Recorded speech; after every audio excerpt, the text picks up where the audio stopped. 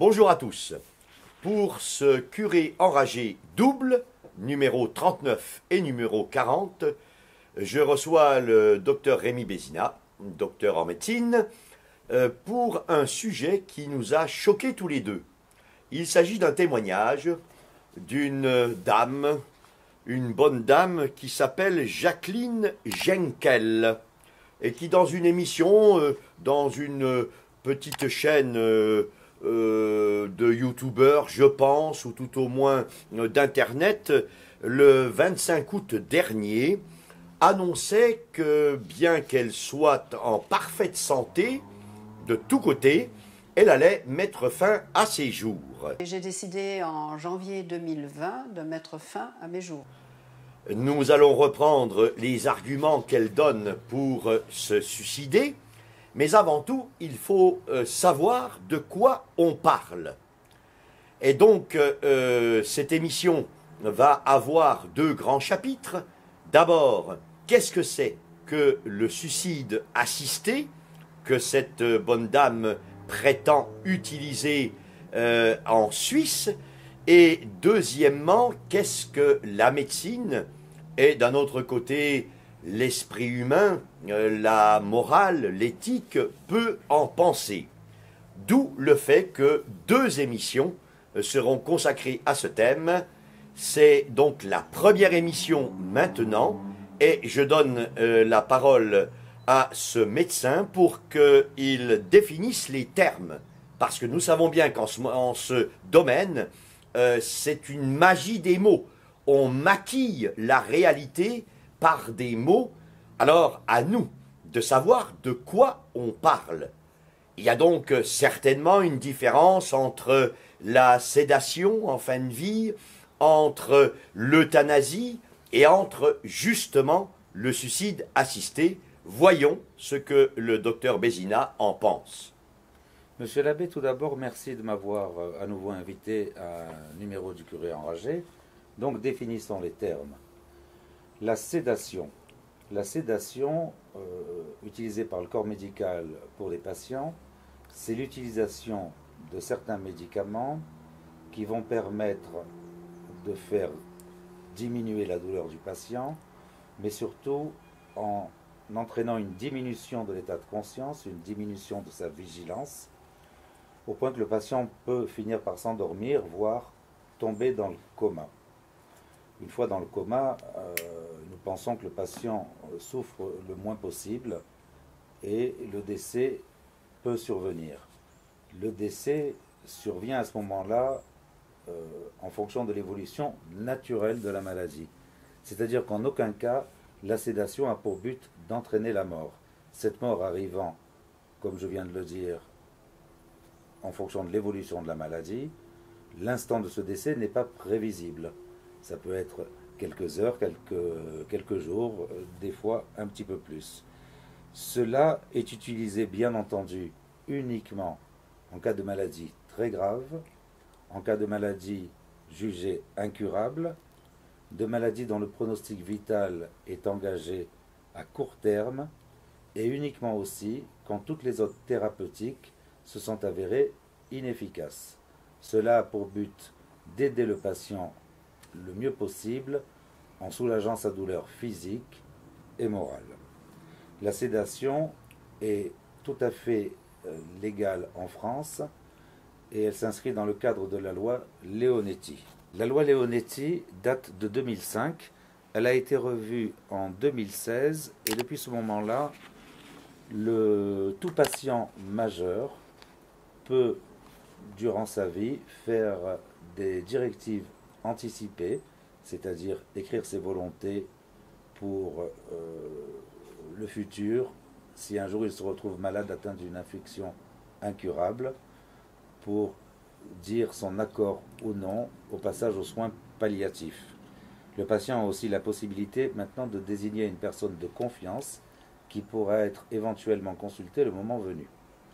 Enfin, mais oui. Je vous interromps, que vaut des directives qui sont prises des années avant que le patient ait pu expérimenter dans sa chair soit la souffrance, soit l'angoisse, soit l'annonce d'une tellement grave maladie que l'issue va être fatale bientôt.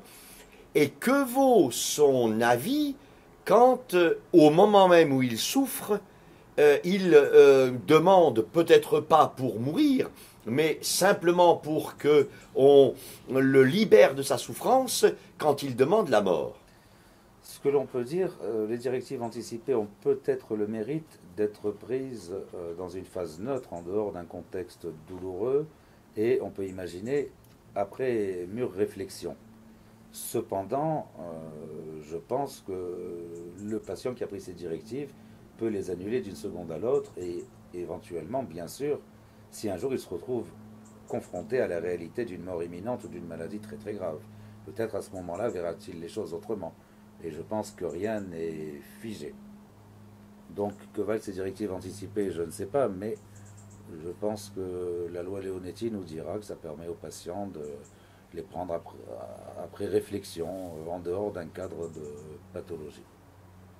Très bien, mais je vous ai coupé. Reprenons C'est pas grave. votre Quoi exposé. qu'il en soit, en l'absence de directives anticipées émises par le patient, ou en l'absence de personnes de confiance qui auraient été nommées par le patient, lors d'une maladie extrêmement grave, incurable, très douloureuse, qui condamne le patient inéluctablement, la loi Leonetti permet la prise d'une décision collégiale, c'est-à-dire une décision prise par l'ensemble des médecins qui verront s'il est judicieux de continuer un traitement à but curatif, voir si ce traitement reste utile ou pas, et éventuellement, ce collège de médecins prendra une décision de passer en soins palliatifs, ce qui peut mener jusqu'à la mise en pratique d'une sédation dont nous venons de parler.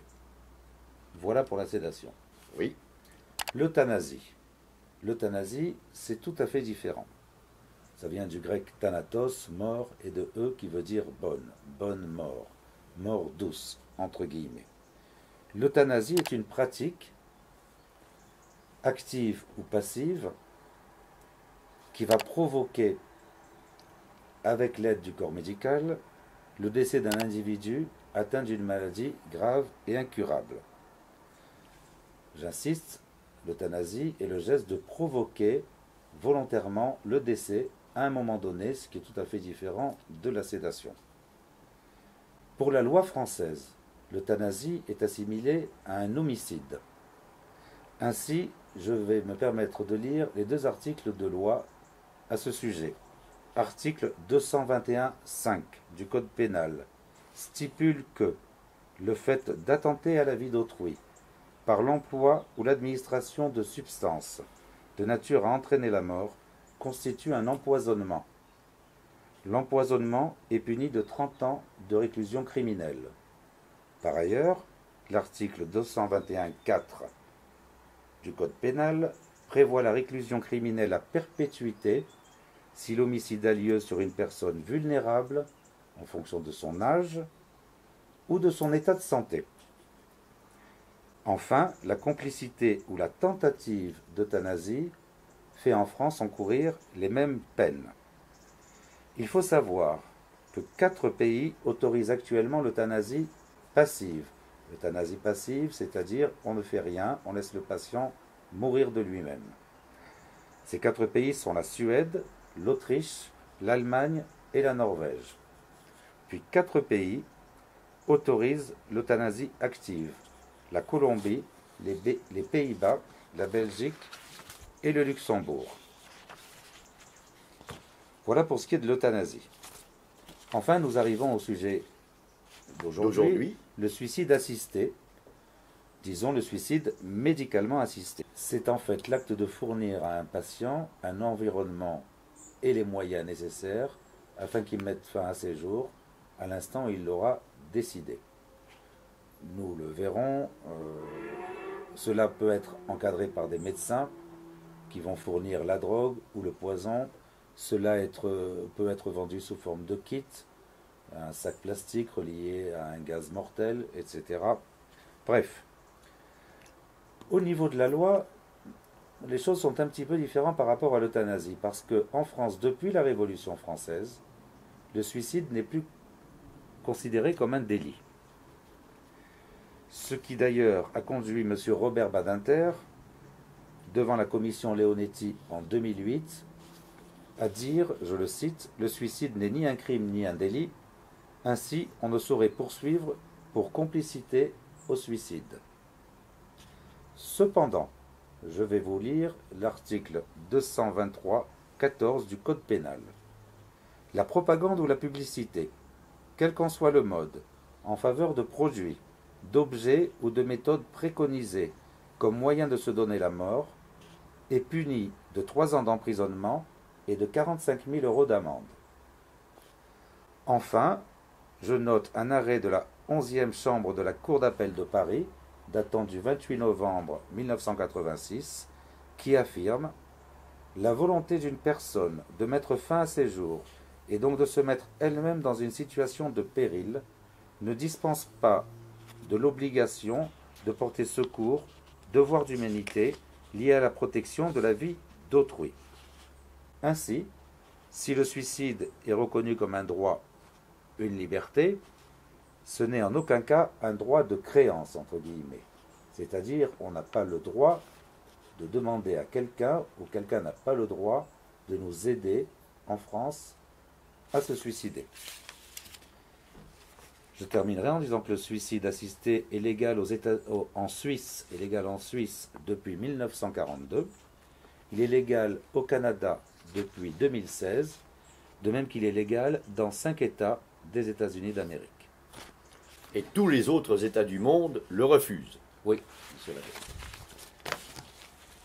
Donc, si nous avons fait cette émission, je vous le disais au début, c'est parce que une certaine Jacqueline Jenkel, dans une émission qui a pu être diffusée dans les réseaux sociaux, prévoyait et disait qu'elle allait mettre fin à ses jours au début de 2020, dans 1 an et quelques mois. Elle prend différents arguments pour justifier sa décision et son acte futur. Le premier argument qu'elle prend, elle parle avec un langage des plus vulgaires, mais, me semble-t-il, c'est un des ressorts pour attirer la jeunesse en particulier, et puis l'attention de celui qui va regarder Internet. Elle emploie des mots que je vais employer moi-même, mais qui sont vraiment d'une grande vulgarité. Son premier argument est de dire j'ai plus de 70 ans, je vais donc avoir, excusez-moi l'expression, c'est elle qui prend cette expression, je vais avoir des emmerdes de santé. À partir de 75, on commence à avoir de plus en plus d'emmerdes de santé. Oui, à 70 ans, on peut commencer à se dire qu'on aura des embêtements de santé. Mais justement, les médecins sont là, la médecine est là, et toutes sortes de thérapies sont possibles. Le deuxième argument qu'elle prend, c'est de dire « je vais perdre mon autonomie ». La perte de l'autonomie, pour moi, c'est la fin de la vie. J'ai pas envie qu'on se... Et là, nous avons déjà à réfléchir. Dire que l'on se suicide parce que l'on perd son autonomie, c'est dire qu'on se suicide parce qu'on va dépendre des autres. Mais que je sache, un des actes d'amour les plus grands, les plus manifestes, les plus évidents, quand on aime quelqu'un, c'est de se livrer à ce quelqu'un. Autrement dit, d'une certaine manière, de dépendre de lui. Ça n'est pas parce que je perds mon autonomie que je ne vais pas avoir des gens qui m'aiment autour de moi et qui vont m'aider dans cette nouvelle vie, qui ne sera plus la même que si j'avais 20 ans ou 15 ans. Perdre son autonomie n'est pas forcément un mal, parce que quand on a tissé tout au long de sa vie des liens d'amour ou d'amitié, alors ne plus être autonome, c'est avoir la joie de constater que les autres font quelque chose pour vous et vous aident.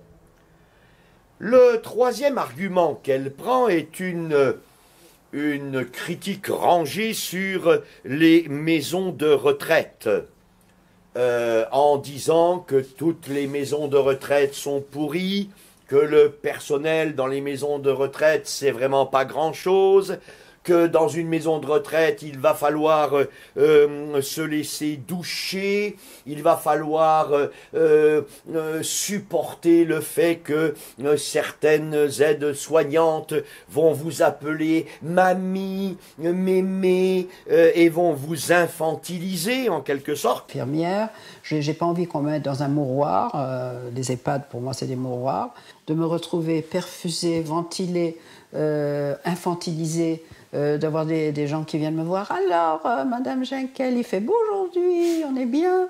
Et de me faire voir des clowns. On s'amuse bien aujourd'hui. On peut vous faire venir un coiffeur aujourd'hui, on va vous faire toute belle. Ça vous angoisse. Vous voulez surtout pas qu'on vous parle comme ça, qu'on vous traite comme ça, quoi. Et après qu'on me torche, que je sois pas capable de prendre mon bain toute seule, non, mais non, no way, pas question, je veux pas de ça, non. Oui, mais est-ce que cela justifie le suicide? Est-ce qu'il ne faut pas former correctement le personnel de santé dans les maisons de retraite pour qu'il n'y ait pas infantilisation et quelquefois des actes qui manquent à la pudeur quand on prend la douche ou quand on a des pertes urinaires, etc. Le troisième argument que prend Madame Jenkel, c'est de dire « je me suicide parce que mon corps va se dégrader ». Mais est-ce qu'une personne se résume à son corps? Est-ce que parce que je suis beau aux yeux bleus et blond, on va me permettre de vivre et je vais être en mesure de vivre, et parce que je suis petit, un peu boulot, un peu brun, un peu pas très joli, alors à ce moment-là, eh bien, il faut que je me suicide parce que c'est fichu. Mais quel serait ce monde? Quel serait ce monde? Ensuite, un autre argument que prend cette funeste Madame Jenkel, c'est de dire « j'ai tout eu ». J'ai eu de beaux enfants, ils ont fait de bonnes études, maintenant ils sont grands, ils ont 40, 50 ans, etc. Voilà, donc j'ai eu tout ce qu'il me fallait, j'ai donné la vie à mes enfants, et donc maintenant je peux m'en aller. Ciao, au revoir. Tout fait. Tout fait. J'ai tout fait, j'ai voyagé dans le monde entier, j'ai fait 3 garçons, j'ai connu l'amour, j'ai connu la passion. Mais il vient un moment où ça aussi c'est fini. Oui, mais c'est d'un grand égoïsme, parce que qui me dit que ces enfants ne vont pas regretter de ne plus avoir leur maman? Est-ce qu'il y a un âge pour perdre une maman? Dites-le moi. Est-ce qu'il y a un âge pour perdre un mari ou une épouse? Dites-le moi. Dire que les enfants sont casés, que ça y est, ils sont dans la vie, ils sont lancés dans la vie, ils sont mariés, ils ont même des enfants, est-ce que ça justifie le fait qu'une maman puisse dire « Eh bien, je ne vous compte pour rien, ça y est, vous êtes casés, donc moi, je peux partir ». Autre argument. En dessous de la ceinture, excusez-moi, mais c'est ainsi, elle le dit.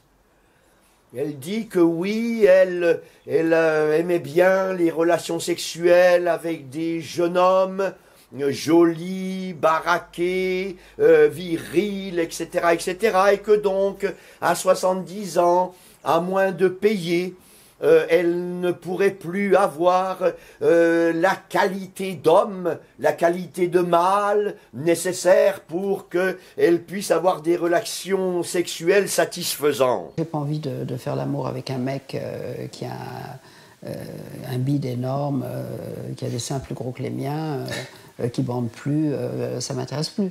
Donc ce qui m'intéresse, c'est les mecs de votre âge à vous, entre votre âge à vous, limite 40. Les mecs comme ça, vous croyez qu'ils ont envie d'une vieille comme moi? Non, ben, ils ont envie si je les entretiens, oui. Donc il faudrait que je me dise, bon, est-ce que j'ai envie d'entretenir un mec? Non. Mais d'abord, est-ce que le sexe, c'est tout de la vie? À ce moment-là, alors oui, il faut que on se tue tous à 50 ans, c'est fini, ou quasiment, ou peut-être pas, ça dépend si on est vigoureux ou pas. Mais enfin, mais est-ce que ma vie se résume au sexe? Mais alors qu'est-ce qu'on fait des gens qui sont célibataires, des gens qui sont consacrés, que ce soit les moines, les moniales, les prêtres, etc. Autre argument que cette femme prend, c'est que ses enfants ne supporteraient pas de voir une maman entre guillemets dégradée, c'est-à-dire perdant un certain nombre de potentialités, perdant un certain nombre de facteurs qui lui permettent de courir, de sauter, de danser, etc. Et que donc ça va être une grande souffrance pour les enfants. Son heure, plutôt que d'avoir une maman malade, dépendante, et dont ils doivent s'occuper, et ça serait beaucoup moins sympa. Moi, j'ai pas mis des enfants au monde pour les faire chier. Ils n'ont rien demandé, ils sont venus au monde pour mon plaisir. Moi, j'ai eu envie de les faire. Je leur dois de ne pas les faire chier. Mais quand on sait ce que c'est qu'aimer, est-ce que des enfants ne vont pas aimer leur maman parce qu'elle est un peu sourde d'oreille ou parce qu'elle est un peu myope et qu'il lui faudra une loupe pour lire le journal? Est-ce que c'est ça qui empêche un enfant d'aimer sa mère? Et est-ce que c'est ça d'ailleurs qui empêche une mère d'aimer son enfant? C'est pareil. Donc autrement dit, un des arguments de cette Jacqueline Jenkel, c'est que soi-disant, ses enfants la voudraient parfaite. Mais quelle maman est parfaite? Alors, tuons-les toutes finalement, puisque aucune des nôtres n'est parfaite. Nous allons voir que ces arguments continuent de plus belle et sont de plus en plus démentiels. Nous les examinerons dans le prochain Curé enragé numéro 40. Je vous donne rendez-vous de nouveau avec le docteur Rémi Bézina pour ce prochain numéro dans 2 semaines. À tous, courage!